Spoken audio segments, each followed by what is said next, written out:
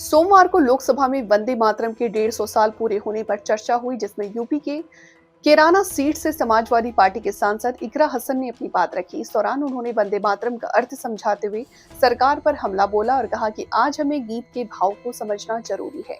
ये गीत देश की प्रकृति की वंदना करता है। इकरा हसन ने वंदे मातरम को लेकर मुस्लिम कटघरे में खड़ा करने पर भी सवाल उठाए और कहा कि हम भारतीय मुसलमान इंडियन बॉय चॉइस है, बॉय चॉइस नहीं। वंदे मातरम के किन छंदों का अपनाया जाए, ये फैसला नेताजी सुभाष चंद्र बोस, गुरु रविंद्रनाथ टैगोर के परामर्श से हुआ था।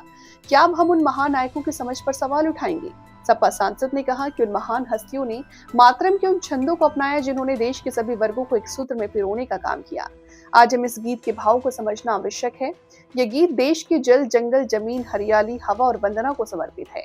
भारत के जन जन की मंगल कामना करता है, हमारी सुरक्षा स्वस्थ रहे इसकी कामना करता है। जहां नदियां जिंदा हो, बहती हो और जीवन देती हो, लेकिन अब यमुना का हाल देखिए। दिल्ली प्रदूषण समिति 2025 की रिपोर्ट बताती है कि यमुना में कई हिस्सों में बीओडी स्तर 127 mg के स्तर पर पहुंच चुका, जबकि जीवित नदियों के लिए सिर्फ 3 mg प्रति लीटर होना चाहिए। ये सिर्फ नदी का संकट नहीं बल्कि किसान का संकट है। नमामि गंगे के नाम पर करोड़ों रुपए खर्च हो गए, लेकिन सच्चाई ये है कि आज किसान मजबूरी में गंगा यमुना के किनारे जहरीले पानी में खेती कर रहे हैं। मलय अजय शीतलम का अर्थ है मलय पर्वत से बहने वाली ठंडी सुगंधित हवा। बस संसद के बाहर कदम रखिए, एक गहरी सांस लीजिए। यह हवा यही जहर है, आपको खुद समझ में आ जाएगा, जो आपके फेफड़े को खराब कर रही है। हवा पेड़ को बचाने के वाले कानूनों को खुद ही खत्म कर रही है। अगर हम हवा को साफ नहीं कर पाए तो सुजलाम बचेगा न सुफलाम बचेगा। शस्य श्यामलाम का अर्थ है जहां जमीन उपजाऊ, खेत फसल से भरे हों, किसान निराशा में ना हो। आज किसान सिर्फ मौसम नहीं, प्रदूषण सिस्टम की नीतियों से मर रहा। सपा सांसद ने कहा, वंदे मातरम को बुनियाद बनाकर राजनीति की जा रही है, लेकिन जमीन पूंजीपतियों को सौंपी जा रही। आदिवासियों को उनके घरों से हटाया जा रहा। मातरम में सिर्फ मातृभूमि की वंदना नहीं, इस धरती की हर नारी, बेटी, महिला के सम्मान की बात करता है। लेकिन आंकड़े आप देखेंगे तो देश में हर साल महिलाओं पर अत्याचार बढ़ रहा है। के असली भाव को समझना जरूरी है। यह गीत तो देश के जल, जंगल, जमीन, हरियाली और निर्मल हवा की वंदना को समर्पित है। यह भारत की जन जन की मंगल कामना करता है कि भारत का हर नागरिक स्वस्थ रहे, सुरक्षित रहे और सम्मान के साथ जी सके। सुजलाम सुफलाम का अर्थ है, सुनिए, ऐसा देश जहां स्वच्छ और पर्याप्त जल हो, जहां नदियां जिंदा हो, बहती हो, जीवन देती हो। अध्यक्ष महोदय, लेकिन अब जरा यमुना का हाल देखिए। दिल्ली प्रदूषण नियंत्रण समिति की 2025 की रिपोर्ट बताती है कि यमुना के कई हिस्सों में बीओडी स्तर 127 mg पर लीटर है तक पहुंच चुका है, जबकि किसी जीवित नदी के लिए ये 3 mg पर लीटर से कम होना चाहिए। ये सिर्फ नदी का संकट नहीं है, ये किसान का संकट है। नमामि गंगे के नाम पर हजारों करोड़ रुपए खर्च हो गए, लेकिन सच्चाई ये है कि आज भी गंगा और यमुना के किनारे किसान मजबूरी में उसी जहरीली पानी से खेती कर रहा है। वही जहर अनाज में उतरता है और वही जहर किसान की जिंदगी को धीरे धीरे खत्म कर देता है। अध्यक्ष महोदय, जब पानी जहर हो जाएगा तो सुजलाम कैसे होगा? जब किसान बर्बाद होगा तो सुफलाम कैसे होगा? मलय अजय शीतलम, मलय का अर्थ है मलय पर्वत से बहने वाली ठंडी, सुगंधित, चंदन जैसी हवा जो जीवन देती है, बीमारी नहीं। आज मैं इस सदन से पूछना चाहती हूँ, क्या आज के भारत की हवा मलय अजय शीतलम है?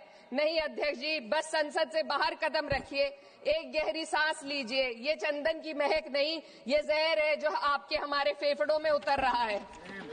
दुनिया के 20 सबसे प्रदूषित शहरों में से 13 भारत में है। दिल्ली की हवा में सांस लेना मानो रोज 20 सिगरेट पीने जैसा हो। भारत हर साल सर्दियों में जहरीली हवा के प्रकोप में घिर जाता है। AQI गंभीर स्तर पर आ जाता है। ठंडी हवा का सपना अब गैस चेंबर की हकीकत बन चुका है। हम वो देश हैं जहां सरकार प्रकृति पर बने गीत का मान मर्दन तो करती है, पर उसी प्रकृति, जंगल, हवा, पेड़ को बचाने वाले कानूनों को धीरे धीरे खुद ही खत्म कर रही है। ये है आज के हमारे मलय अजय शीतलम की अफसोसजनक सच्चाई। अगर हम हवा को साफ नहीं कर पाए तो न सुजलाम बचेगा न सुफलाम बचेगा। माननीय अध्यक्ष महोदय, सस्य श्यामलम का अर्थ है ऐसा देश जहां उपजाऊ जमीन हो, जहां खेत फसल से भरे हो और किसान कर्ज और निराशा में न डूबा हो। आज किसान सिर्फ मौसम से नहीं लड़ रहा, वह प्रदूषण, नीतियों की बेरुखी और सिस्टम की नाइंसाफी से लड़ रहा है। एक तरफ कॉरपोरेट के लोन माफ होते, दूसरी तरफ किसान को उसकी वाजिब एमएसपी भी नहीं मिल पाती है। आप ग्लोबल सुपर पावर बनने की बात करते हैं, लेकिन हमारी पर कैपिटा इनकम दुनिया में 136वें नंबर पर है। हम अपने छोटे पड़ोसी देश से भी पीछे हैं। हमारे लोग $2,500 तक भी नहीं कमा पा रहे एक साल में, और जिन अरबपतियों की ये रक्षा करते हैं वो इतना पैसा एक सेकंड में कमा लेते हैं।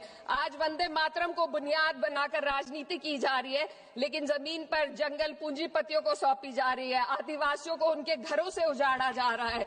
मातरम में जो मात्रा माता है वे सिर्फ मातृभूमि की वंदना नहीं, वे इस धरती की हर नारी, वे इस देश की हर बेटी, हर महिला के सम्मान की बात भी करता है। लेकिन आंकड़े अगर आप देखेंगे, एनसीआरबी की हाल की रिपोर्ट के अनुसार, मैम जो के अनुसार देश में हर वर्ष लगभग 30,000 से अधिक बलात्कार हो रहे हैं। यानी एक दिन में 80 से अधिक महिलाएं यौन हिंसा का शिकार होती हैं, और ये सिर्फ दर्ज मामले हैं।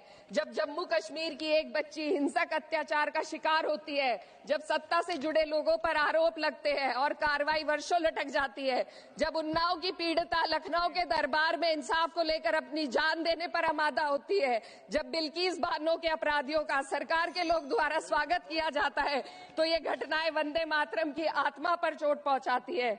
मैं अध्यक्ष महोदया बस यही कहना चाहती हूँ अपनी बात को अंत में रखते हुए कि वंदे मातरम सिर्फ अतीत की ललकार नहीं, ये वर्तमान की जिम्मेदारी है। ये आत्म मंथन की घड़ी है। यही समय है कि हम वंदे मातरम को सिर्फ नारा नहीं, नीति और जिम्मेदारी बनाएं। और अपने जज्बात को मैं आलमा इकबाल साहब के तराना हिंद के साथ इस सदन में रखना चाहती हूँ कि सारे जहां से अच्छा हिंदुस्तान हमारा, हम बुलबुले हैं इसके, ये गुलसिता हमारा, मजहब नहीं सिखाता आपस में बैर रखना, हिंदी है हम, वतन है हिंदुस्तान हमारा। श्रीमती लवली आनंद।